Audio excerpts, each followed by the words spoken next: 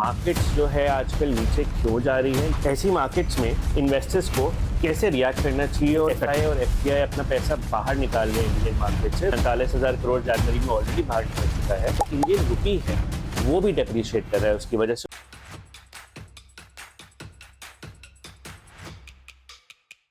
Hello आम जनता, welcome back to another episode. तो इस वीडियो में हम बात करेंगे कि मार्केट्स जो है आजकल नीचे क्यों जा रही है। ये पार्ट ए है वीडियो का। पार्ट बी जो इसका सेकंड वीडियो है जिसमें हम ये बात करेंगे कि ऐसी मार्केट्स में इन्वेस्टर्स को कैसे रिएक्ट करना चाहिए और करना क्या चाहिए।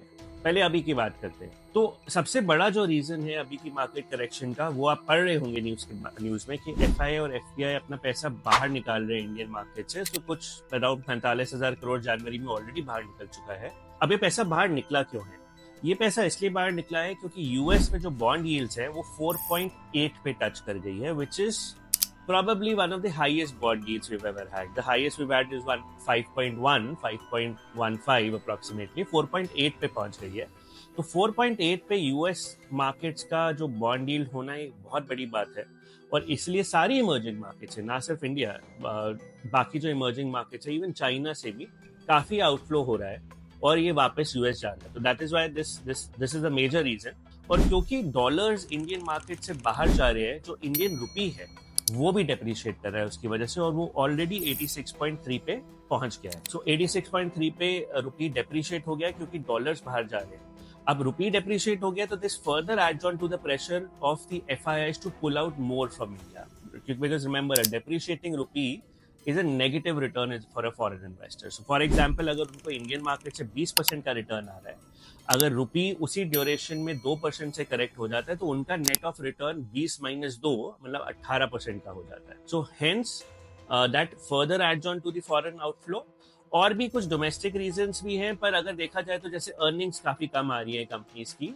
प्रोबेबली इस साल हम सिंगल डिजिट में क्लोज करेंगे फॉर द निफ्टी 50 अर्निंग्स और the top 100 earnings, top 100 stocks की अर्निंग्स। बट वो हमारे लिए, मेरे हिसाब से पर्सनली मुझे ऐसा लगता है कि वो बहुत ज्यादा कंसर्न नहीं है, क्योंकि ये जो अर्निंग्स कम आ रही है वो पीक इंटरेस्ट रेट पे आ रही है, विच इज एट 6.5 का रेपो रेट। तो अगर ये रेपो रेट धीरे धीरे कम होगा, ऑटोमेटिकली वो प्रॉफिटेबिलिटी पे ऐड करके जो अर्निंग्स है उसको थोड़ा सा बूस्ट अप देगा। और ये सेम चीज जो ग्रोथ रेट है इंडिया का, जो कि कम हो रहा है 8.4 से 7.4 से 6.4, उस पे भी ये एड ऑन करेगा जो इंटरेस्ट रेट कट्स एक्सपेक्टेड है इंडियन मार्केट्स में भी और बाहर भी। सो सूनर और लेटर ये जो बॉन्ड डील्स है ये कम हो जाएंगी, क्योंकि देखिए there is a surplus which is going into these bonds and hence these bond deals are going up.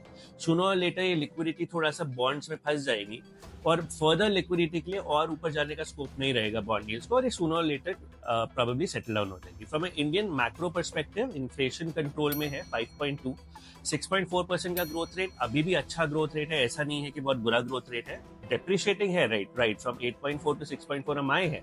Government expenditure शुरू हो गया है, सो there is slight hope which is there. And private side पे भी capex I think is picking up now. So overall अगर Indian growth story देखें, Indian growth story अभी भी इंटैक्ट है। सो आज से 5 साल 10 साल आगे जाके क्या इंडिया के जीडीपी ग्रोइंग टेंजेंट में होगा? The answer is yes.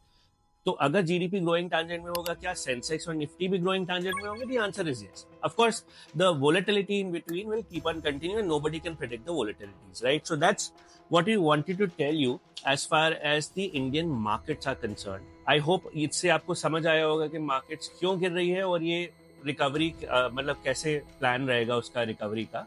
Investors को क्या करना चाहिए, हम इसको पार्ट बी में कवर करेंगे, तो प्लीज पार्ट बी देखिएगा, बहुत इंपॉर्टेंट है आप लोगों के लिए। तो ये सिर्फ रीजंस है। Second video will tell you कि एक्चुअली इन्वेस्टर्स को इस मार्केट में करना क्या चाहिए। सो थैंक यू आम जनता for showing the love that you have shown. First of all, we really are very excited and very humbled by the response that you have shown to our videos. So please keep on commenting and liking our stuff. If you feel that we have to make a video on any topic जिस पे आपको कुछ लग रहा है clarity नहीं है, तो प्लीज हमें बताइएगा, हम उस पर जरूर एक वीडियो बनाएंगे और आपको हेल्प करेंगे आपकी फाइनेंशियल जर्नी में। Thank you so much for joining in. Adios आम जनता।